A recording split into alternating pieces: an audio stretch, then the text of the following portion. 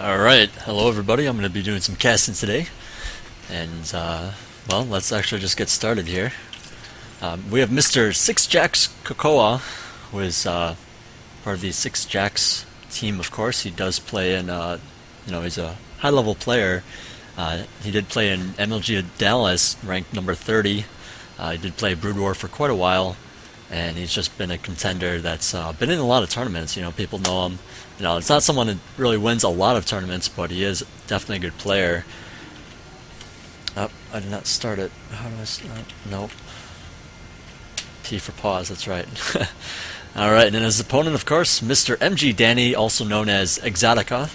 He's on the, he is in, what's called Grandmasters. Definitely a really good, solid player as well. So we'll hopefully have a really good game, and we'll see what happens. These players are cross positions here. Cocoa has spawned at the 12 o'clock position here as our orange Terran, and Mr. MGDanny spawning at the bottom 6 o'clock as our green Protoss. Now, since these are cross positions, I do wonder if someone's going to go for a faster expansion than normal, or if they're just going to go, just do the normal thing, do everything at regular timings, because I'm sure these players do have different builds for different kind of positions on different maps. So we'll see what happens. Right now, just Light Depot going down for Terran, piling going up for Protoss, and not much else is going on. Getting up all that good stuff. Now, lately, Terran has had a lot of trouble with Protoss. People all the time say, "Oh, Protoss is up, whatever. I can't win against Protoss," but there are certain things you can do against them. Even if you do truly believe that it is imbalanced, it's a good idea just to say whatever and just work towards being better at it.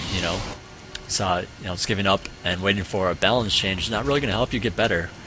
So, anyways, scouting probe coming out here for Danny. Gonna be attacking that SCV, and well, making sure he does not take any damage whatsoever, just losing those shields. Always going to be a good call. You do not want to lose hit points, because those don't return like the shields do. While the SVs, they don't have shields, they only have hit points. So, it is a good call to attack some of them, weaken them, force them to repair each other or something like that. It looks like you might be able to pick one off. Nope, not yet. This probably just try not to take any kind of damage whatsoever. And, well, it looks like Cocoa here actually going for a wall off. And, well, that's kind of unusual. You don't really see too many wall-offs against Protoss. But at the same time, or actually you kind of do, you don't want to... The reason why you wall-off like that is because you don't want Zealots or any kind of early pressure to get in there. It's not really for the Stalkers or Sentries. Obviously the Sentry can just force field it anyways. So I mean, it's not really for that. It's mainly for some kind of Stalker or Zealot play, and it denies any kind of scouting as well. So, not a bad idea whatsoever against Protoss. And it looks like this SV now in the Protoss base, the base of Danny here, going to be scouting around looking for something. He's not really going to find anything. It's some Chrono Boost action going on. He's getting off that Stalker ASAP. He wants to kill off that SCV before it really sees too much. He's already seen this double assimilator. He sees that Protoss is going pretty standard so far, but he wants to make sure that he gets that out so that, if he wants to go a robotics bay, Terran does not know about it. If he wants to go a one-gate robotics, Terran's not going to know. But anyways, there's a Reaper out here, and he's going to make his way back to that Protoss base. He's passing right by that watchtower right now. And meanwhile, there is a probe still in that base. He's just looking around. Might take that gas. We'll see if he takes that gas or not. Looks like he's swinging around here right by that SV, taking some extra hits there. And he does go down right at the mineral line there. However, there is this Reaper coming out. He does have full hit points here. He does not take any damage on the way. His Protoss is still in his base. He does not know this is on the way. He might be able to assume, seeing that tech lab on there. So we'll see what happens. It looks like he's almost got that probe. He's definitely running for his life now. Two Stalkers on hot pursuit, and that Reaper is going to have to jump right up there, out of harm's way. And well, sixjaxCocoA doing a good job of just splitting those Stalkers. Making sure that that Reaper does not get out alive. And there it goes, 1, 2, 3 count being killed off there. And sixjaxCocoA is expanding here. I always want to call him sixjaxCocoA. I guess I should call him Danny. MGDanny, since he did join the our team, Mechanical Gaming. So anyways, he is going to be expanding. Does have 3 stalkers now, just kind of pressuring the front, scouting around, killing off those SCVs and whatnot that are holding the watchtowers, and seeing what Terran has, because if Protoss is at Terran's base, he can't really have any units at Protost's base, unless he has medevacs or something like that, and that's a much later game anyways. So I mean, it's always going to be a good call to pressure. You don't want to push in there too hard, but you do want to just make an appearance so that you know that he's not going to be at your base. So anyways, looks like he's going to kill that supply depot. I'm not quite sure why. It's just kind of a random supply depot. I'd say it almost hurts Terran more than it would for Protoss, being at Terran's base. Anyways, that Stalker was killed off there by these handful of Marauders and Marines. The other 2 Stalkers are going to be just fine, though, on their way back to that base. So anyways, that Nexus is completed now, and the probes are being transferred. Looks like Terran's going to be expanding here as well. He did get up that orbital command.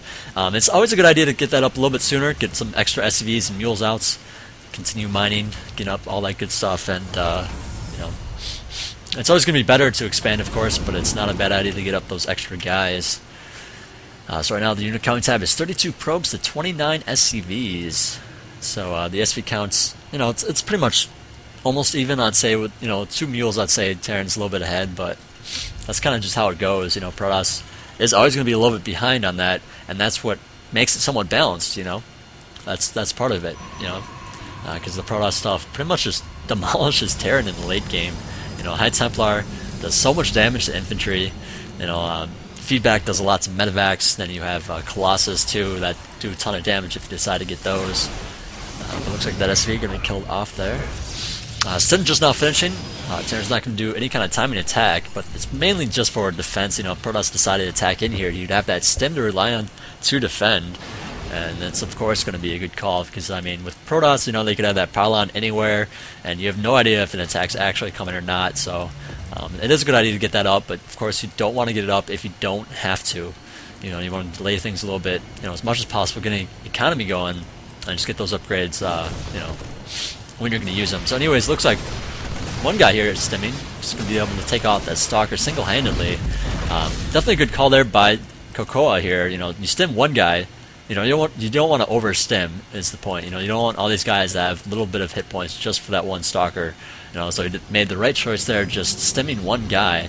That's barely anything, right? So, anyways, it looks like he is going to be pushing in here. He did lay down that scan, knows what Protoss has. Danny here does have a lot of sentries here, some pretty good force fields going on. Nothing too spectacular, but it looks like Terran's going to be just fine. Oh, there's some good ones. Making it so that Terran cannot retreat. Terran cannot micro at all. He can't use those Marauders to do that concussive shell action and slow down the Protoss force. And he's going to be going to be forced to retreat here with that one Marauder. Apparently the Marauder just decided to say, you know what, screw it, I'm just going to die here. I have no friends left. Might as well just die, right? So the reinforcements here going back. What? Why can't I click? There we go. I don't know. My keyboard's kind of funky. So anyways, second bunker going down here, making sure that in case there is a counterattack, he's going to be able to deal with it. And, well, looks like he's throwing up another command center. Taking a third over here at the natural third here. Going to be getting up the starport as well. When you're going infantry, you kind of have to go starport just so you can get some medevacs to heal, medevacs to do drops. And that's really what infantry is all about. You use that mobility, drop on the Protoss with the Zerg, and just deal the damage that way. Especially against Protoss. Protoss takes longer to get to their base. They're going to have to set up extra cannons or something to deal with those drops. And then you can just say, okay, I'm just not going to do drops at that base anymore, and force them to throw up even more cannons. You need like a ton of cannons to actually defend against a drop properly from Terran. And, that's a huge commitment. So, usually players only get a couple. And that's really kind of what you want to do, get a couple and so that your forces can come back to defend it and then rebuild them if you really have to. Protoss here getting up that expansion as well. Unit counting tab, we have 57 probes now to 54 SCVs. And, well, let's see what kind of tech is Protoss going. He's getting some upgrades right now, getting up that blink. +2 armor, +1 attack going down.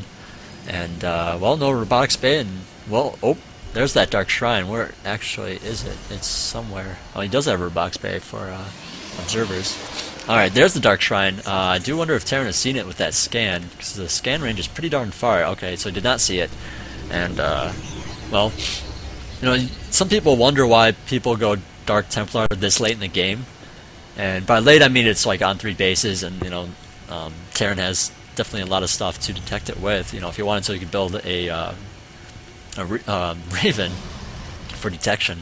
The reason you get it is because you can zone the map, you can put them around the map and say, okay, you're not going to be scouting here, you're not going to be expanding, you know, and if you leave your base, I'm just going to go attack you with these Dark Templar because you have nothing to guard against that, you know. So it's just a way to zone the map, say, hey, I've got the control here, you know, you can't have it, and, you know, it's just a good way to, I don't know, to keep things in check. So anyways, Terran is going to be moving out here. Protoss does know about it, he did see it from that watchtower. And, well, I'm not sure if Terran's actually going to be pushing against the Protoss base, but he is just kind of scouting around with his guys, you know, pressuring the Protoss, saying, hey, you really need guys right now to defend, you know, don't even think about expanding or doing anything crazy, because I'll just come and kill you. And, well, looks like he's just scouting around for pylons mainly. You know, that's the main thing right now in StarCraft 2 against Protoss. He would really want to scout around for these pylons. That's something that Zerg has learned to do very well, but Terran, you know, I think a lot of Terrans miss it. You know, they don't think about the pylons, and then they got Dark Templars in their base or, you know, something like that. So, I mean, you always got to think about them, at least. So it looks like he's going to be pushing in here at least a little bit, doing a little bit of pressure, doing some drop action as well. And we'll see how Protoss deals with this. He has some guys at his base to defend against these drops. Definitely not a bad call. And let's go. Oh, killing off that medevac. All those guys inside. That was a full medevac indeed. So that's going to cost Terran quite a lot. And you know, that's the trouble. You know, once you get, you know, if you decide to do these drops and you spent so much money on getting medevacs and going to infantry, and then, you know, Stalkers get the blink. You know, it's actually pretty easy for Protoss to defend against it. You know, if he just keeps a couple guys at his base.